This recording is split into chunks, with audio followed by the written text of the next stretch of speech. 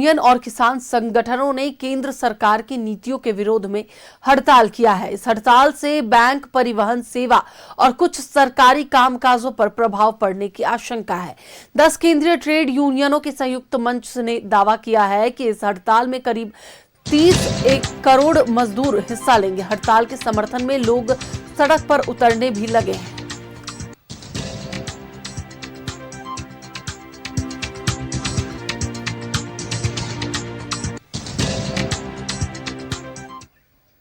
और अब इसी पर अधिक बातचीत के लिए हमारे साथ हमारे सहयोगी अंजनी जुड़े हुए हैं, उनसे बात करेंगे। अंजनी, ट्रेड यूनियन की ओर से या जो बंद का आह्वान किया गया है और इसमें दावा किया जा रहा है कि 30 करोड़ मजदूर और किसान इसमें हिस्सा लेंगे, जिससे एक बड़ा फर्क पड़ने वाला है। और साथ ही साथ अगर देखा जाए तो आम जनता जो है, जो पब्लिक है, वो इससे परेशान होने वाली है।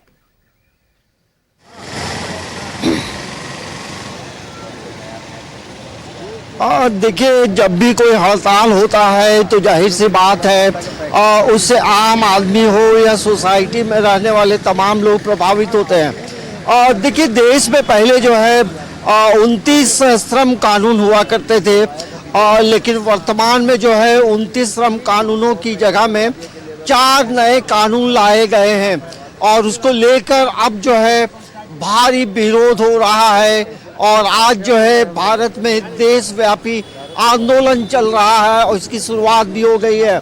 हम इस वक्त CCL के गेट के पास हैं। यहाँ की थोड़ी तस्वीर को आपको दिखाते हैं। और धीरे धीरे तमाम जो संगठन है ट्रेड यूनियंस के अलग अलग झंडे आप देख सकते हैं, मतलब अलग अलग यूनियन के लोग हैं। आखिर क्यों विरोध हो रहा है, इन तमाम मुद्दों को लेकर बातचीत करने के लिए यहाँ ट्रेड यूनियन और संगठन से जुड़े जो नेता हैं उनसे बातचीत करते हैं और सभी से अपील यही होगी कि कम शब्दों में ज़्यादा बातों को रखेंगे। चलिए पूरा परिचय जी। धन्यवाद न्यूज़ 11 जो मजदूरों के आंदोलन को देश के कोने कोने तक पहुंचा रहे हैं। हमारा ये विरोध आज 4 श्रम कानून के विरोध में है। ये जो 4 श्रम कानून है, पहले 29 श्रम कानून हुआ करता था, उसको प्रिसाइज करके ये 4 श्रम कानून में बदला गया है और इसका व्यापक असर आज एक एक मजदूर पे पड़ने जा रहा है। जैसे आप जानते हैं कि पहले हम लोगों का जो वेतन निर्धारण होता था, JBCCI बॉडी हुआ करती थी हमारी, और उनका निर्धारण से ही हम लोग का वेतन निर्धारित हो जाता था। लेकिन अब क्या है, इस कानून में राज्य सरकार और केंद्र सरकार दोनों को अधिकार होगा और कोई भी मामला अगर राज्य और सरकार के बीच तालमेल नहीं होगा तो हम लोगों का वेतन वो फंसा रहेगा। साथ ही क्या होता था कि हम लोगों का छोटी छोटी बातों जो डिमांड होता था, जिसके लिए एक व्यापक हथियार होता था कि हम अपने स्ट्राइक के माध्यम से, विरोध प्रदर्शन के माध्यम से बातों को मनवाते थे। लेकिन अब एक कानून आने के बाद, एक काला कानून आने के बाद, ना तो हम उसको विरोध कर सकते हैं और ना ही वैसे प्रदर्शन कर सकते हैं, ना ही स्ट्राइक कर सकते हैं। दूसरी बातें क्या है कि कोई भी लड़ाई अगर कोर्ट में हो, RLC में हो, LC में हो, तब तक हम लोग उसको विरोध नहीं कर सकते हैं। अगर हम लोग विरोध करते हैं तो कानूनी तौर पे हम लोग को ये लोग नौकरी से हटाने का कार्य करेंगे, ये उनका अधिकार होगा। ये देखेंगे कानून में क्या डिमेरिट है वो बताया जा रहा है। क्या इस कानून में क्या डिमेरिट है? ये 4 श्रम कानून जो केंद्र सरकार लाया है,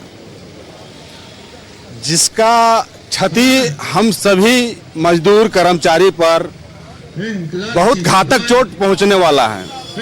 जैसे तो ये भी कहा गया है कि जो 1 साल भी जो काम करेगा उसको तमाम तरह की जो सुविधाएं हैं वो मुहैया कराई जाएंगी। जी नहीं जी, 4 श्रम कानून में हम लोग को 8 घंटा जो काम लिया जाता है हम लोग का सर्विस में, वो 12 घंटा अवधि किया जाएगा, उसका 8 से 12 घंटा बढ़ाया जाएगा।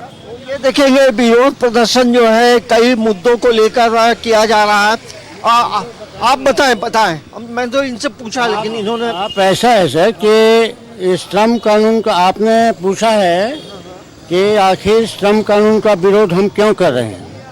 हमारे यहाँ कोल इंडिया में श्रम कानून का विरोध करने का हम लोगों का मेन मुद्दा ये हुआ है कि मजदूरों के अधिकार के लिए बहुत कुर्बानी दे करके जो कानून हमारे पक्ष में बने थे उनको 4 श्रम कानूनों में बदली करने के बाद हमारा मजदूरों का जो अधिकार है उस अधिकार पे सरकार का हंटर चल गया है। हमारे यहाँ JBCCI में जॉइंट बाईपार्टाइट कमेटी होती थी जो हमारे मजदूरों के लिए कानून बनाती थी और उसी कानून से कोल इंडिया के मजदूर गाइड होते थे। अब हमें पूरी तरह से आशंका है कि अब ये कानून लागू हो जाने के बाद JBCCI मतलब हमारा वेतन का निर्धारण नहीं होगा।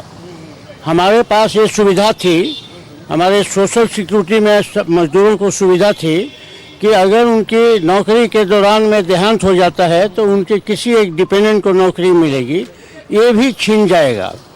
दूसरा चीज़ है कि अगर कोल इंडिया में हमारे मजदूरों को ठेका मजदूरों की तरह से कुछ दिनों के बाद ट्रीट किया जाएगा और हमारे रेगुलर मजदूरों को हटा करके ठेका मजदूरों की तरफ दिया जाएगा।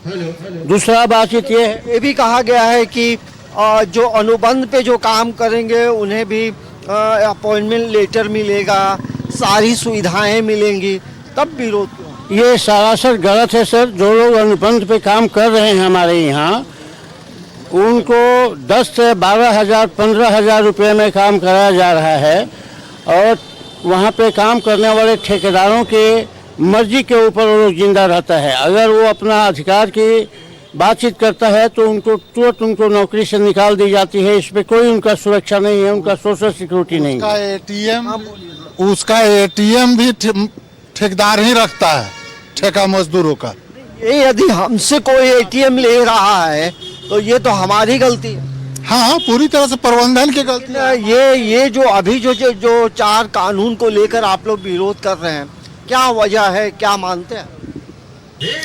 पूरी तरह से ये कानून जो बना है काला कानून है और ये अडानी और अंबानी के लिए कानून बनाया गया है ताकि वो कोयला खदानों को यहाँ कम पैसे में चला सके और सरकारी कंपनियों को खरीद सके।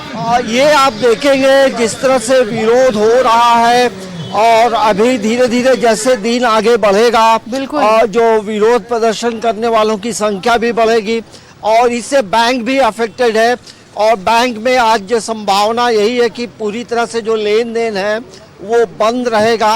बिल्कुल अंजलि, इससे लोगों को तो दिक्कत होगी ही, लेकिन मजदूरों को पूरा हक है कि अपनी जो समस्याएं हैं वो सरकार के सामने रखे, चाहे वो विरोध प्रदर्शन के जरिए ही क्यों ना हो। फिलहाल बहुत बहुत धन्यवाद पूरी बातचीत के लिए और सभी लोगों से बातचीत के लिए। तो एक बार फिर से आपको बताते चले कि आज देश में लगभग 30 करोड़ के जो मजदूर की जो संख्या है वो आज हड़ताल पर जा रहे हैं, जिससे अब आम जनता को खासा परेशानी होने वाली है।